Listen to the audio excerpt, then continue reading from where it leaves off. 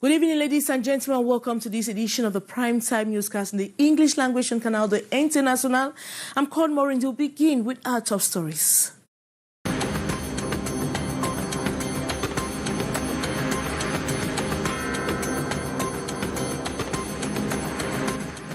The announced a strike of road transporters in Cameroon has been suspended to give government ample time to resolve their problems.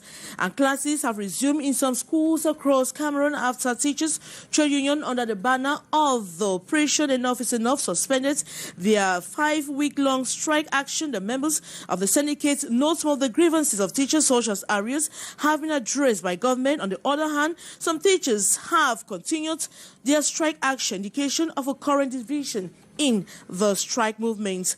And 7 days after his coronation, the paramount ruler of Boya, Dr. Robert Isoka Endeli, has again been presented to the public. This happened Saturday, March 26, after spending 7 days in the shrine to grapple with the modus operandi of a chieftaincy. Those are major stories. Details right ahead.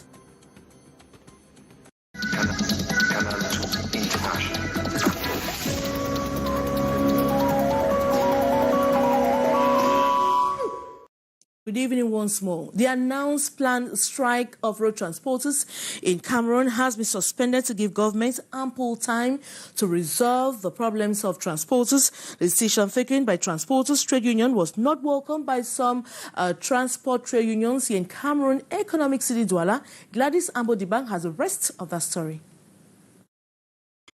This release from the platform of socio-professional road transporters in Cameroon suspends the strike action of transporters initially scheduled for Monday, May 28, 2022.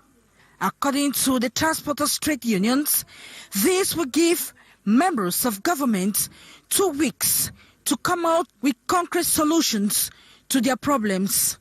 This follows a meeting in Yaoundé on March 25 between some government ministers and trade unionists, during which solutions to 8 of the 14 grievances were found. A meeting in Douala on March 27 to inform transporters of the strike suspension almost turned into a battlefield as the transporters expressed bitterness over the decision. It was not easy to inform the drivers. We were almost lynched in the hall. They were right because each time a strike action is announced, it is lifted without concrete solutions. Few days later, the same problems are tabled. We have decided, however, to unanimously support the trade unions in a strike on April 8. The trade unionists are demanding, among others, drop in the prices of petroleum products, increase in taxi fare, rehabilitation of bad roads, the fight against clandestine transportation, and police harassment. From the enumerated demands, members of government must seek concrete and definite solutions. Drivers must have social security. Workers' collective convention must be respected in all transport organizations. The transporters' trade unions equally lamented that drivers are unable to make ends meet and emphasized that if solutions to their grievances are not met, they will definitely stop working on April 8, 2022. And in the nation's political capital, Yaoundé, our reporter Hyson Cha has been talking with some leaders of some transporters trade union. They suspended their earlier announced strike action for a period of 14 days. The time frame they say they are giving a government to fully address their concerns. His story. After long hours of heated consultations with the Minister of Transport and other members of government this weekend in Yaoundé, the transporters trade unionists see a promising will on the side of the government and ready to continue the dialogue process. As fruits of this meeting, the earlier announced strike action, scheduled this Monday, March 28, has been suspended for a period of 2 weeks. We received a letter sent to all petrol dealers, to the transporters, first for the respect of the prices of the prices, and second for the respect of the deadline of payment of our invoices. So we think within all those achievements today, we suspend our strike. The transporters say they are partly satisfied with the resolutions and effort made by the government this far, and the 14 days is to give the authorities ample time to fully address their grievances. Within 14 days or so, we will then sit again and see what has been achieved and what is still remaining. According to the Minister of Transport, Jean-Ernest Ngale Bibehe, out of the 14 demands filed in by the transporters, 9 has already been resolved, and the rest to be handled in the days ahead. And circulation is fluid at the east entrance into Douala after an earlier announced strike action was a suspended transport. Syndicate had earlier threatened to begin a strike action this Monday, but following a meeting with Transport Minister, the strike was temporarily suspended. Regina Leketanda tells us more. At the east entrance of Douala, trucks bound for the northern regions, Chad and the Central African Republic, are back on the road. The fluid circulation is coming after Transporters Syndicate suspended the strike action that was supposed to begin this Monday after negotiation with government. There's a strike that's supposed to hold on today, but the minister, after holding their meeting, they asked us to just be patient, that they are going to see how they are going to handle the situation, because normally the strike was supposed to be to take place. So we have decided to just hold on a bit to wait to listen from them. For weeks, transporters' trade unions had threatened a strike action, decrying several factors. There's no day that I don't think there's any car that will pass any peage, the toll gate, without paying there. So we're made to know that the money that they collect from the toll gate is to arrange the route. But you see so many accidents are happening every day. Most of our patrons, the bosses, they take huge amount of money, they buy trucks. The same goods that we're carrying on the trucks, they buy them with huge amount. You take it, you go to the north, go to the far north, go to the neighboring countries, you go and come back at the end of the month. They're unable to move even just 100,000 francs or 150,000 francs and give you, which even the 150,000 is not even enough. Your boss will remove, you can invest a sum of heavy amount of money to buy a vehicle will cost almost 120 million, and he's unable to even pay you even 100,000 francs a salary, which is very wrong. It's not very normal in a country that is really functioning in the right way, to be candid, because we find that the state have already has totally abandoned this our own sector. The transporters who have called off the strike today have given government 14 days to resolve the issues raised, failure for which they would go on with the strike action. And after the government's step of pay March, many have gladly returned to their respective classrooms, hoping government fulfills the rest of their promises. And primary school teachers, on their part, have equally saluted our government efforts and have withdrawn the strike notice. High Central visited some schools in the nation's political capital, Yaoundé. His story. They are into serious business here at the government bilingual nursery and primary school, Yaoundé Center. The pupils highly concentrating on their second-term examination papers under the strict supervision of their teachers. Everything is normal. The children started their second-term evaluation exam today, so things are moving on well. With regards to the teacher strike action, the head teacher, who doubles as one of the trade union leaders, explained their clear stand, giving considerations to the government efforts. Talks are continuing with government, and we are very optimistic that government is going to yield to our plight, because if you look at the first promise, the promise have been fulfilled. I want to say emphasis here that all the trade unions did not launch a strike action. We gave government a notification for a strike action, which on the 26th of this March we have withdrawn the notification for the strike action. We have one trade union that launched a strike action, and they have a responsibility for that, because we need to be responsible vis-a-vis the future of our children and the academic year. The situation this Monday wasn't different in some colleges visited in the capital city.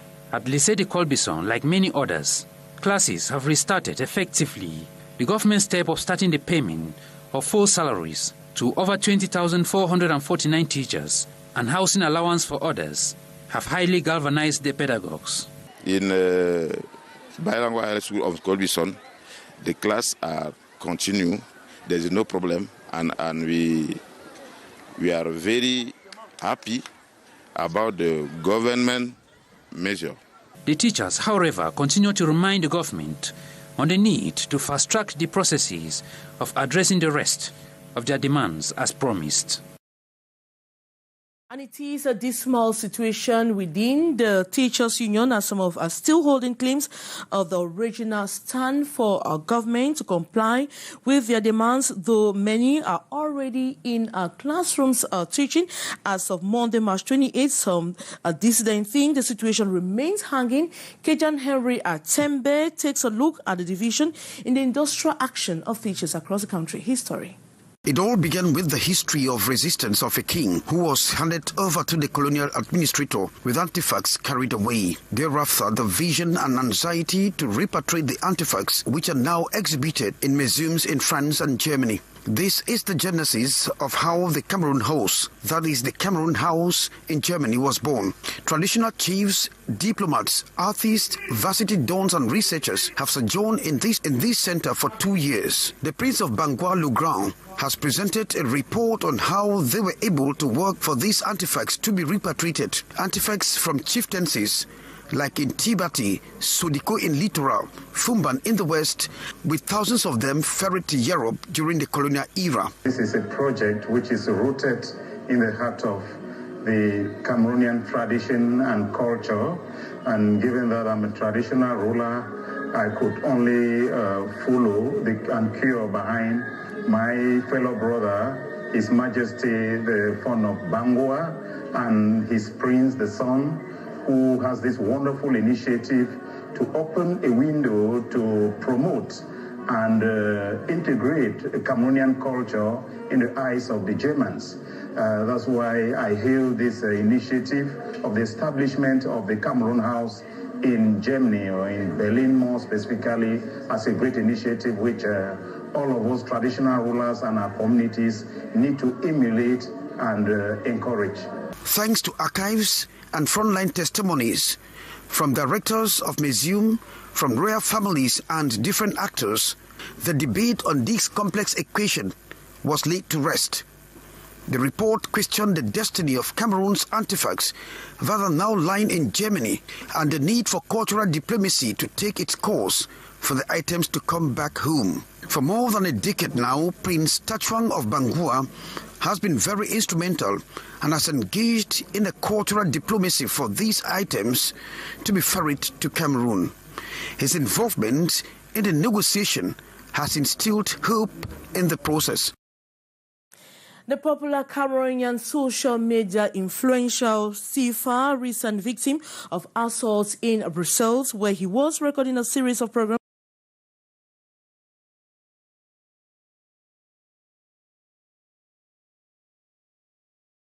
media personality close to the power recounts last Wednesday by some supposed anti-Sadina brigade. More on the story with our reporter Beatrice Ngamo.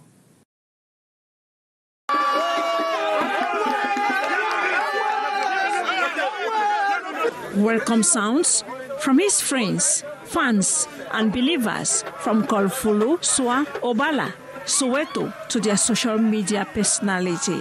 Happy to be back home to rest after last Wednesday's assault from a supposed anti-Sadina brigade at Brussels. Steve Fa back with message of peace and non-violence. I repeat what I said in Brussels. Honestly, in the face of violence, let peace reign. Why he's asking all to forgive his attackers and their families. The social media influencer sees his ordeal as the manifestation of God's existence because he almost died. Until now, I have traumatism around my brain. Don't know if it will be okay by the coming days. Taken aback by the welcome mobilization of peaceful Cameroonian youths. His world tour from Brussels, Côte d'Ivoire, USA, stopped prematurely because of the attack. But the internet celebrity says he will be back. The attacks only makes him strong and determined. For the details on the Brussels attack, he says that will be another story for another day.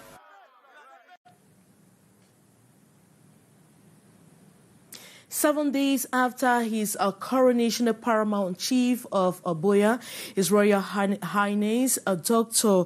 Robert Isoka Endeli, has again been presented to the public. This happens on Saturday, March 26, after spending 7 days in the shrine to grapple with the model operandi of chieftaincy. It was another joyful moment, also witnessed by members of the Cameroon Association of English-Speaking Journalists, Douala chapter. More in the following story. It's 7 days after the... We thank you all. Thank you. Grateful for the time, the paramount chief and the majesty. It is a festive atmosphere in the palace this Saturday, March 26, flanked by Fako chiefs and sons and daughters of the land. They are out to welcome the new paramount ruler who had spent 7 days confined in this shrine, commonly called Ngumba House. After the coronation and official presentation of our shrine, and today marks 7 days since Saturday. Today is the day that we presume he is free, he can commune with his peers and the population. So today we are officially once more presenting him to the population. We've gone through the town with traditional dances. A special moment that was equally lived by the Cameroon Association of English-Speaking Journalists, Douala chapter, Kamasej D. Their presence at the palace on Saturday, March 26, has been described as timely.